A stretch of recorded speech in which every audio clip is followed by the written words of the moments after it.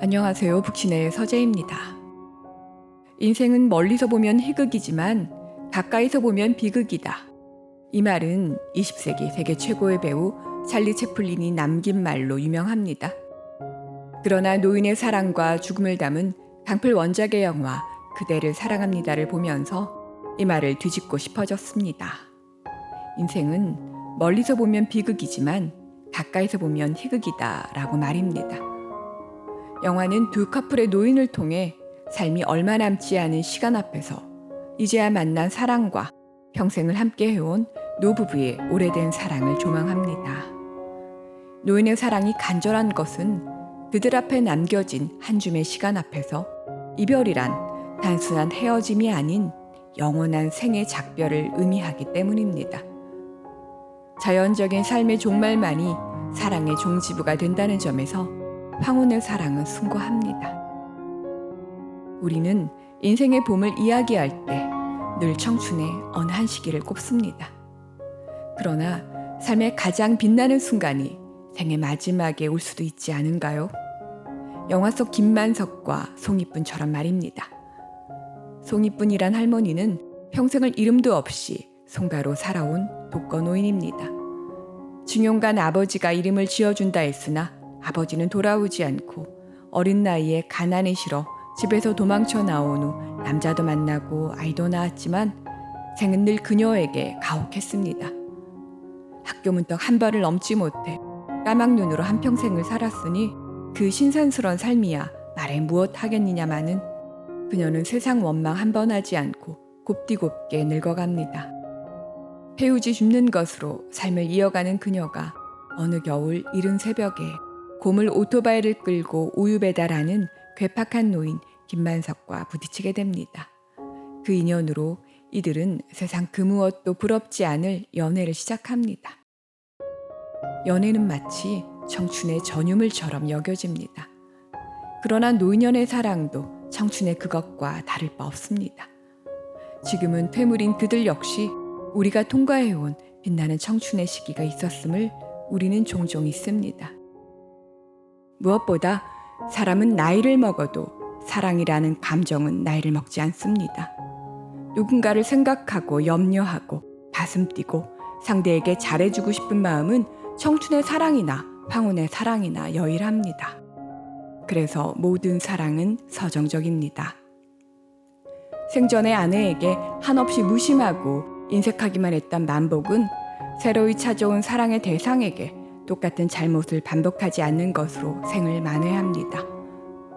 그는 글자를 모르는 송가 할머니에게 그림 편지를 쓰고 그녀에게 송이뿐이라는 이름도 지어주고 주민등록증과 생계보조금을 받을 수 있도록 애써줍니다. 그리고 그녀 인생의 처음이 될 생일 파티를 열어줍니다.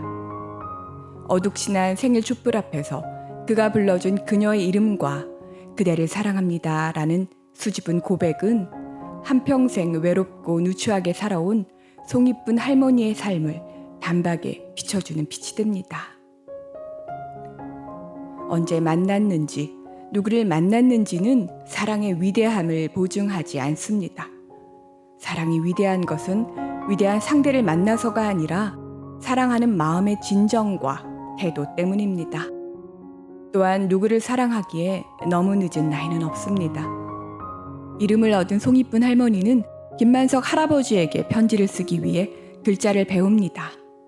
그녀가 또박또박 써내려간 만석씨 고맙습니다 라는 손편지는 그 어떤 사랑의 미로보다 충실합니다.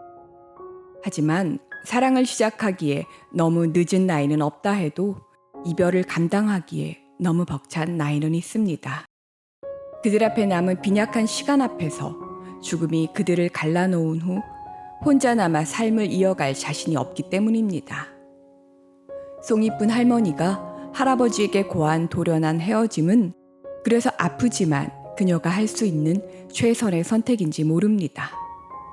삶의 마지막까지 사랑했던 기억과 사람을 간직한 채 떠나고 싶은 간절함이 지금의 설레임과 환희를 이겨내는 것, 그것이 바로 노년의 사랑입니다.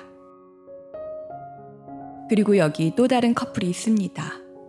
한평생 두 아들과 딸 하나를 키우며 가난하지만 행복하게 살아왔던 장군봉과 조순이가 그들입니다. 자식들은 하나둘 둥지를 떠나고 이제 가난한 노부부만이 세상에 덩그러니 남았습니다. 그리고 조순이는 중증 치매로 누군가의 도움 없이는 아무것도 못하는 데다 병으로 그마저의 삶도 얼마 남지 않은 상태입니다. 한평생 아내에게 끔찍히 잘했던 장군봉은 조순이의 마지막을 지켜주는 사람이 되고자 합니다. 하지만 그가 두려운 건 역시 함께 살아온 삶의 증거이자 동반자인 아내 없이 살아갈 이후의 삶입니다. 장군봉은 마지막 남은 얼마 안 되는 돈을 어렵게 사는 막내딸에게 남겨주고 여보가 배 아파 낳은 자식들 모두를 조순이에게 보여준 후 함께 먼 길을 떠납니다. 이들에게도 왜 삶의 욕망이 없었겠냐마는 질병과 외로움 앞에서 삶의 존엄을 지키는 최후의 수단이 죽음밖에 없음은 너무도 아픈 삶의 진실입니다. 장군봉이 아내에게 다음 생에 다시 만나자 했을 때 정신이 돌아온 아내가 평생 당신에게 받기만 하고 준 게 없다고, 그래서 미안해서 다음 생에서 만날 수 없다라는 말은 쉽게 만나고 헤어지는 인스턴트 사랑과 계산이 모든 것을 앞서는 오늘의 사랑의 행태 앞에서 진정한 사랑이 무엇인지 되돌아보게 합니다. 육체의 노화는 해가 뜨고 달이 지는 것 같은 자연의 순리입니다.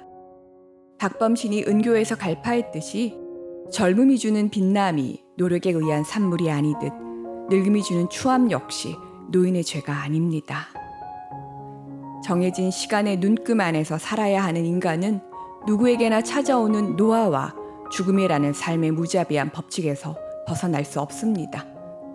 하지만 늙은이의 욕망은 더럽고 추한 것으로 오인받기 일쑤입니다. 이 영화는 청춘만의 사랑이 아름다운 것이 아님을, 모든 사랑은 처음의 사랑이며 신성이자 순정한 것임을 말하고 있습니다.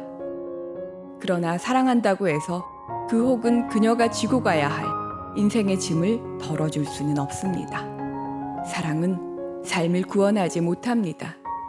하지만 모진 세상을 버텨나갈 수 있게 하는 위로임은 분명합니다.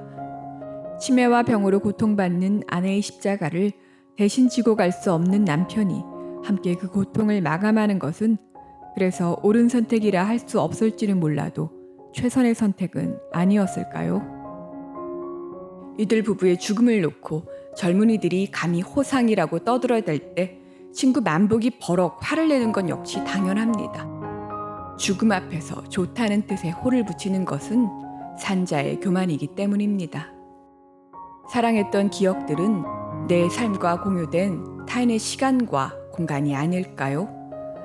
영화 속 두 커플 모두 죽음으로 이승에서의 별일을 피할 수 없었지만 그들이 함께한 삶의 마지막 축복으로 인해 만복은 괴팍한 노인으로, 송가는 이름조차 없는 익명의 존재로 삶을 마감하지 않을 수 있었습니다.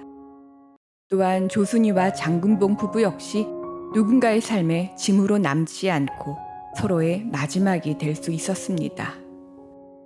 생의 마지막 순간에 그대를 사랑합니다 라는 말을 남기고 떠날 수 있는 이들은 그리하여 복된 삶임이 분명합니다. 감사합니다.